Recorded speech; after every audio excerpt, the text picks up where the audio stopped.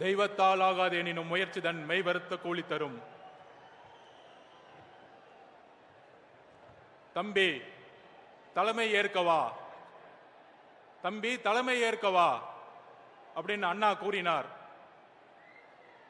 1967 எப்படி அண்ணா வந்து தம்பிகளை பார்த்து தம்பி தலைமை ஏற்கவா என்று அண்ணா தன்னுடைய தம்பிகளுக்கும் இளைஞர்களுக்கும் கூறினாரோ, அதே போல இந்த மதுரை மண்ணில், இந்த பாண்டிய நாட்டில் தமிழகத்தின் குரலாக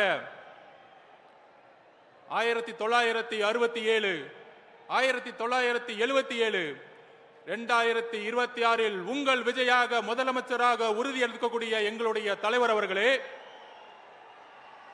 பொதுச் செயலாளர் அவர்களே, என்னுடைய வணக்கத்தை கூறி, அதாவது நேற்றிலிருந்து ஒரு அரசியல் கருத்துரை தமிழகத்தில் எல்லா மீடியாலையும் உருவானது, மக்கள் மனதில் உருவானது. கொள்கை தலைவரா 5 தலைவர்களை உறுதிப்படுத்தி கட்சியை வழிநடத்தக்கூடிய இந்த நேரத்தில் எதற்கு மாநாடுடைய முகப்புரையில் அறிஞர் அண்ணாவையும் புரட்சி தலைவர் எம்ஜிஆர் அவர்களையும் ஏன் மாநாடுடைய முகப்புரையில் தலைவர் விஜய் அவர்கள் கொண்டு வந்தாருங்கிற ஒரு பெரிய விவாதம் உருவானது. அந்த விவாதத்தின் பதிலை நாங்கள் கூறுகிறோம்.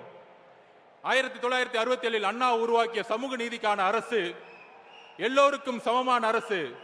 திராவிடம் என்றால் எல்லோருக்கும் சமமான, எல்லா சாதியும் எல்லா மதமும் தமிழ்நாட்டில் சமத்துவத்தை நோக்கிய ஒரு அரசியலையும், இளைஞர்களுக்கான அரசியலையும், ஊழலற்ற ஒரு அரசியலையும், சிறுபான்மைகளுக்கான ஒரு அரசியலையும், எல்லா மதங்களுக்கும் எல்லா சாதிகளுக்கும் ஒரு அரசியலை உருவாக்கினார்.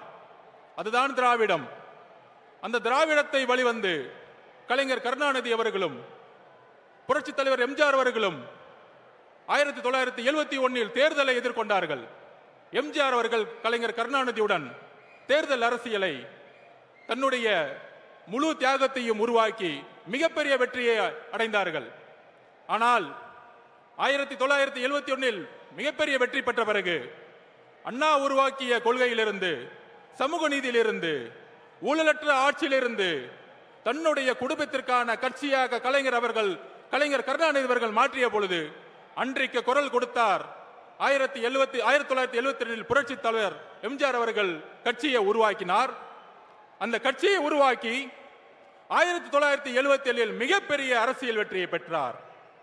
ஆக அண்ணா அவர்களுடைய குறிக்கோளை கலைஞர் கருணாநிதி அவர்கள் தன்னுடைய குடும்பத்திற்காகவும் தன்னுடைய ஊழலுக்காகவும் திமுக கட்சியை மாற்றிய பொழுது புரட்சி தலைவர் உருவானார். இன்றைய காலகட்டம் என்ன? இன்றைக்கு தமிழகத்தை ஆண்டு கொண்டிருக்கின்ற முதலமைச்சர் திரு மு.க. ஸ்டாலின் அவர்கள் தன்னுடைய தந்தையிலிருந்து ஒரு பாடத்தை கத்துக்கிட்டாரு. என்ன பாடம்? திரு கலைஞர் கருணாநிதி அவர்கள் தன்னை சுத்தி இருக்கக்கூடிய 10 குடும்பத்துக்கும் சேர்த்து ஒரு மிகப்பெரிய ஊழல் சாம்ராஜ்யம் உருவாக்கினார். ஆனா இன்னைக்கு மாண்புமிகு முதலமைச்சர் அவர்கள் அந்த 10 குடும்பத்தை ஒழிச்சு தன்னுடைய 2 குடும்பம், தன்னுடைய மருமகன், தன்னுடைய மகன் என்கின்ற ஒரு குடும்பமாக ஊழலை உருவாக்கி இன்னைக்கு ஒரு அரசியலை உருவாக்கி சமூக நீதியை மறந்து, அதாவது தமிழகத்தில் முதல் முதல்ல ஒரு அமெண்ட்மெண்ட் கொண்டு வந்தாங்க சோசியல் ஜஸ்டிஸ்க்காக. ஆனா இன்னைக்கு சாதிவாதி கணக்கெடுப்பு நடத்த மாட்டாரு. ஏன்னா அதுதான் பிஜேபியோடைய ஒரு உறவு. அதுக்கப்புறம் இன்னைக்கு ஊழல் மட்டுமே இருக்கக்கூடிய திரு முதல்வர் அவர்கள் சமூக நீதியை மறந்தாரு, சாதி அரசியலை உருவாக்கினாரு, ஊழலை உருவாக்கினாரு. இன்னைக்கு மதுரை மண்ணில் இருக்கக்கூடிய அமைச்சர் மூர்த்தி இருக்கிறாரு. இந்த மாநாட்டிற்கு எத்தனை தடைகளை உருவாக்கினார் தெரியுமா? அத்தனை தடைகளும் உடைச்சு இங்க நின்னுக்கிற கூட்டம் தான் நம்மளுடைய தமிழக வெற்றி கழகத்துடைய கூட்டம்.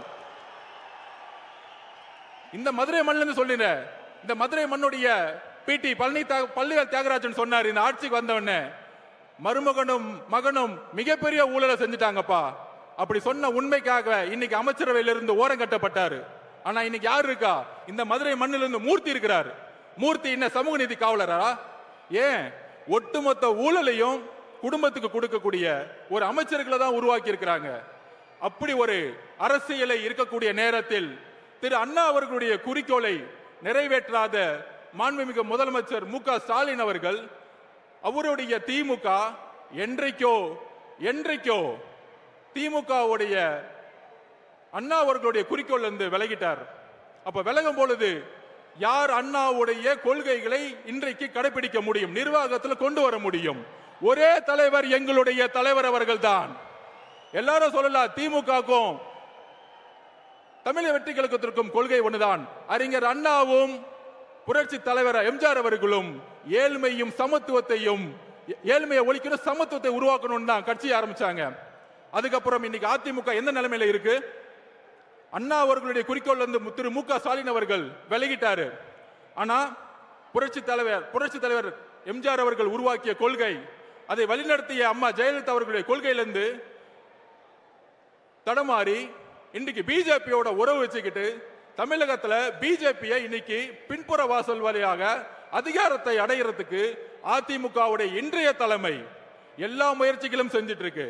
அப்படி இருக்கும் பொழுது நாங்கள் உறுதியாக கூறுகிறோம், அறிஞர் அண்ணாவுடைய கொள்கைகளையும் புரட்சி தலைவர் எம்ஜிஆர் அவர்களுடைய கொள்கைகளையும் உள்வாங்கி அதை அரசியல் வெற்றியாக மாற்றி 2026 மிகப்பெரிய இளைஞர் புரட்சியை உருவாக்கி தலைவர் விஜய் அவர்கள் முதல்வராக உருவாகி அந்த கொள்கையை நிறைவேற்றக்கூடிய வலிமை எங்களுடைய தலைவர்களுக்கும் தமிழக வெற்றி கழகத்திற்கு மட்டும்தான் இருக்கிறது. இதற்கு தான் எங்களுடைய பதில். இன்றைக்கு பிஜேபி எந்த அளவிற்கு பின்புற வாசல் வழியாக இல்ல, முன்புற வாசல் வழியாக, நேற்று கருப்பு சட்டம் 30 நாள்ல ஒரு குற்றச்சாட்டுனா ரிசைன் பண்ண சொல்றாங்க. அந்த அளவிற்கு கருப்பு சட்டத்தை, மாநில சுயாட்சிக்கு எதிராக பிஜேபி தன்னுடைய கொள்கைகளை உள்வாங்கி கொண்டிருக்கிறது. அண்ணா 1967 அண்ணா அவர்கள் கூறியது போல, தலைவர் அவர்களே தம்பிங்களை அலையுங்கள், தம்பி தலைமை ஏற்கவா, மன்னராட்சியை ஒழிக்க தம்பி தலைமை ஏற்கவா, மதுரை மண்ணிலிருந்து புறப்படுவோம், மதுரையை எப்படி பாண்டிய மன்னர்கள் மக்களுக்கான ஒரு அரசை உருவாக்கினாரோ அப்படி ஒரு அண்ணா அவர்களை கூறியதை போல ஏழைகளுக்கான அரசாக, ஒரு நேர்மையான அரசாக உருவாக்க எங்கள் தலைவரை நாங்கள் அழைக்கிறோம். தம்பி வா, தலைமை ஏற்கவா. நன்றி, வணக்கம்.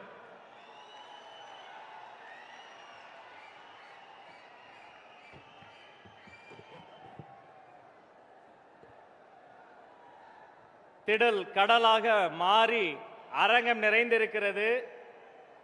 இன்னும் கொஞ்சம் கவனமாக ஒத்துழைப்பு தர வேண்டும் என்று கேட்டுக்கொண்டு, கொஞ்ச நேரத்துக்கு முன்னாடி நம்முடைய வெற்றி தலைவர் வந்தப்ப ஒரு பாடல் கேட்டீங்கல்ல, எப்படி இருந்தது?